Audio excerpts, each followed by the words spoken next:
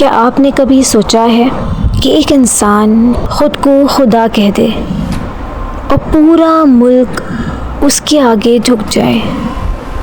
یہ کہانی ہے ظلم کی انتہا کی اور اللہ تعالیٰ کے عذاب کی حقیقت کی۔ یہ مصر کی سرزمین تھی جہاں ایک ظالم بادشاہ حکومت کرتا تھا جس کا نام تھا فرعون۔ وہ صرف ایک بادشاہ نہیں تھا، وہ غرور کا زندہ مجسمہ تھا۔ اس نے اعلان کر دیا تھا کہ میں ہی تمہارا سب سے بڑا رب ہوں۔ اس کے ظلم کی حد یہ تھی کہ وہ بنی اسرائیل کے ننھے بچوں کو قتل کرواتا اور عورتوں کو زندہ چھوڑ دیتا تھا تاکہ قوم کمزور رہے۔ ہر گھر میں خوف تھا اور ہر دل میں درد تھا، لیکن جب ظلم اپنی حد سے بڑھ جاتا ہے تو اللہ تعالیٰ اپنی نشانی بھیجتے ہیں، اور اسی وقت ایک بچہ پیدا ہوا، اور یہ بچہ حضرت موسیٰ علیہ السلام تھے۔ فرعون کو خبر ملی کہ بنی اسرائیل میں ایک بچہ پیدا ہوا ہے جس سے اس کے تخت کو خطرہ ہے۔ اس نے حکم دیا ہر نر بچہ قتل کر دو، لیکن اللہ تعالیٰ کا فیصلہ کچھ اور تھا۔ موسیٰ علیہ السلام کی ماں کے دل میں اللہ تعالیٰ نے الہام ڈالا کہ اس بچے کو دریا میں ڈال دو۔ سوچیں، ایک ماں اپنے جگر گوشے کو پانی کے حوالے کر رہی ہے، لیکن یہ کمزوری نہیں تھی، یہ ایمان تھا۔ وہ ٹوکری دریا میں بہنے لگی اور تقدیر اسے سیدھا فرعون کے محل تک لے گئی جس نے ہزاروں بچوں کو مارا تھا۔ اللہ تعالیٰ نے اسی کے گھر میں موسیٰ علیہ السلام کو پہنچا دیا۔ فرعون کی بیوی نے بچے کو دیکھا، اس کا دل نرم ہو گیا اور اس نے کہا یہ ہمارے لیے رحمت ہے، اور یوں دشمن کے گھر میں اللہ تعالیٰ نے اپنا نبی پالنا شروع کیا۔ وقت گزرتا گیا، موسیٰ علیہ السلام جوان ہو گئے، لیکن ان کے دل میں ظلم کے خلاف آگ تھی۔ ایک دن انہوں نے ایک ظالم شخص کو دیکھا جو ایک کمزور کو مار رہا تھا۔ موسیٰ علیہ السلام نے غصے میں اسے دھکا دیا اور وہ مر گیا۔ وہ گھبرا گئے اور شہر چھوڑ دیا، مدین چلے گئے۔ وہاں انہوں نے سادہ زندگی گزاری، سالوں تک سکون اور صبر کے ساتھ۔ پھر ایک رات آئی جب وہ سفر میں تھے۔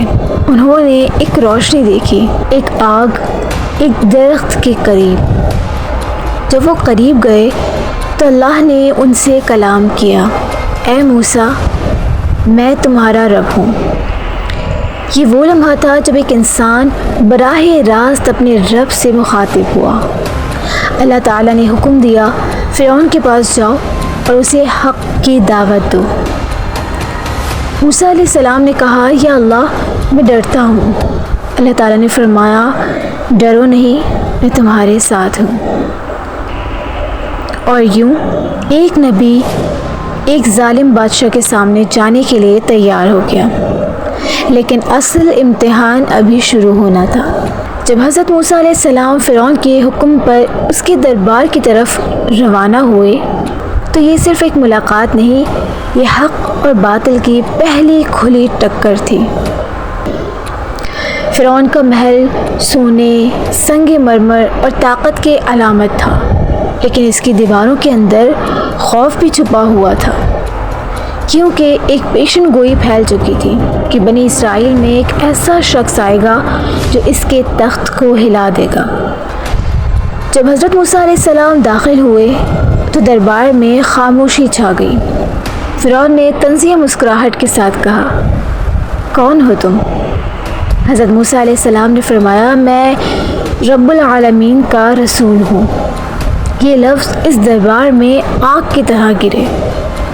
فرعون ہنسا اور بولا، اگر تم سچے ہو تو کوئی نشانی دکھاؤ۔ یہ وہ لمحہ تھا جہاں انسان کی عقل ختم ہوتی ہے اور اللہ کی قدرت شروع ہوتی ہے۔ حضرت موسیٰ علیہ السلام نے اپنا عصا زمین پر پھینکا اور وہ عصا ایک زندہ سانپ بن گیا جو دربار کے فرش پر رینگنے لگا۔ دربار کے لوگ پیچھے ہٹ گئے، خوف ان کے چہروں پر لکھا جا چکا تھا۔ فرعون کے جادوگر آگے آئے اور بولے، یہ تو جادو ہے، ہم بھی دکھاتے ہیں۔ انہوں نے اپنی رسیاں اور لاٹھیاں پھینکی اور وہ بھی سانپ بن گئیں۔ پورا دربار جادو کے تاثر میں آ گیا۔ لیکن پھر اللہ کا حکم آیا۔ حضرت موسیٰ علیہ السلام کا عصا سب جادو کے سانپوں کو نکلنے لگا، اور اس لمحے جادوگر سمجھ گئے یہ جادو نہیں، یہ رب کی نشانی ہے۔ وہی جادوگر جو کل تک فرعون کے وفادار تھے وہ زمین پر گر گئے اور بولے، ہم ایمان لاتے ہیں موسیٰ کے رب پر۔ فرعون غصے سے پاگل ہو گیا، اس کی طاقت پہلی بار لرزی تھی۔ اس نے چیخ کر کہا، میں تمہیں قتل کر دوں گا۔ لیکن ایمان ڈر سے بڑا ہوتا ہے۔ جادوگر بولے، تم جو چاہو کر لو، ہم اپنے رب پر ایمان لا چکے ہیں۔ اور یوں فرعون کے اپنے محل میں حق نے پہلی بڑی فتح حاصل کی۔ لیکن یہ تو صرف آغاز تھا، کیونکہ اب اللہ کے عذاب کی نشانیاں شروع ہونے والی تھیں۔ جب حق کو جھٹلایا جاتا ہے تو زمین خاموش نہیں رہتی، آسمان فیصلہ کرنے لگتا ہے، اور پھر مصر پر ایک کے بعد ایک عذاب اترنا شروع ہوتا ہے۔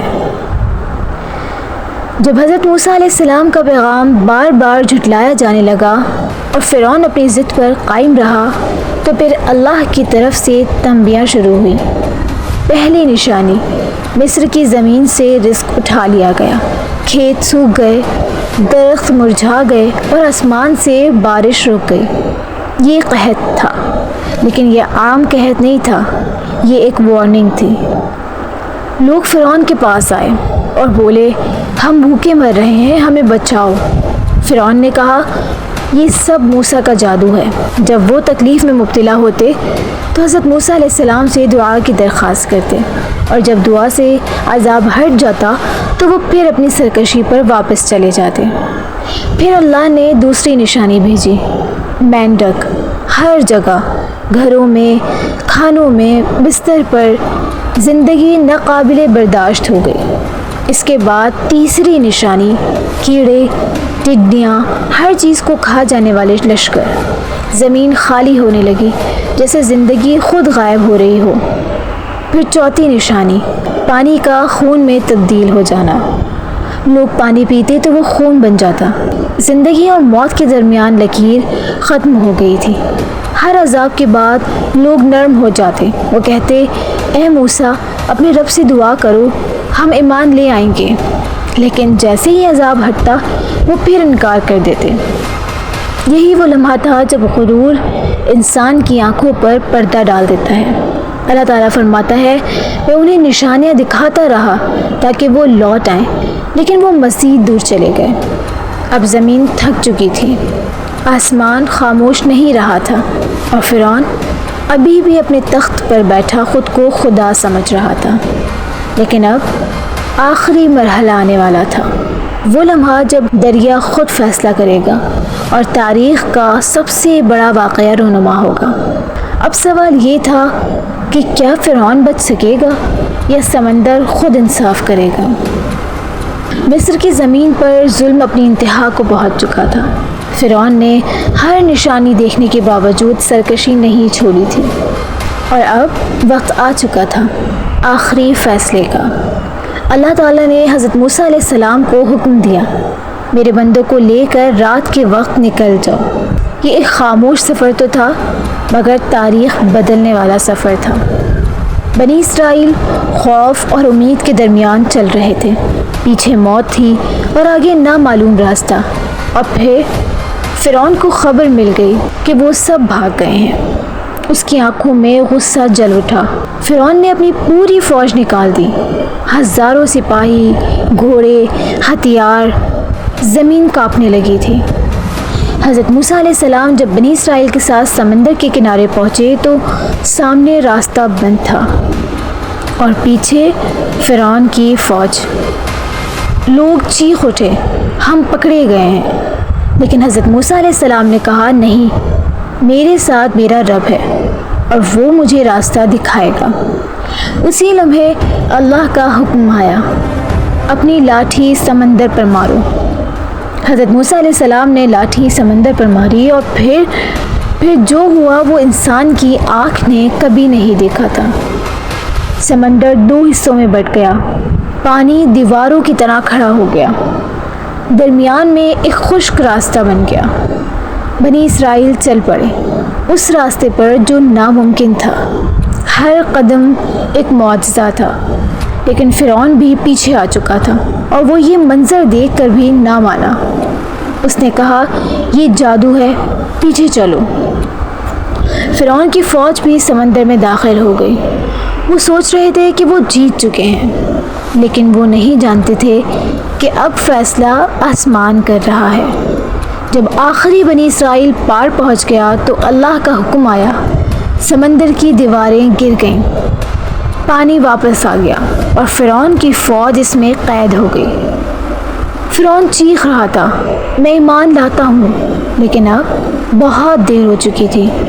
وہی شخص جو کہتا تھا میں تمہارا رب ہوں، آج پانی میں ڈوب رہا تھا۔ اللہ تعالیٰ فرماتے ہیں آج ہم تیرے جسم کو بچائیں گے تاکہ تو آنے والوں کے لیے نشان بن جائے۔ اور یوں ایک ظالم بادشاہ تاریخ میں عبرت بن گیا، اور ایک قوم جو کمزور تھی اللہ کے حکم سے نجات پا گئی۔ ظلم چاہے کتنا ہی طاقتور کیوں نہ ہو، وہ اللہ تعالیٰ کے فیصلوں کے آگے نہیں ٹھہر سکتا، اور ایمان آخر کار نجات بن جاتا ہے۔ ویڈیو کو لائک شیئر لازمی کریں۔ اگر آپ ہمارے چینل پر نئے ہیں تو چینل کو سبسکرائب کریں۔ انشاءاللہ ملتے ہیں نیکسٹ ویڈیو میں۔ اپنے اور اپنے ایمان کی حفاظت کریں۔ فی امان اللہ۔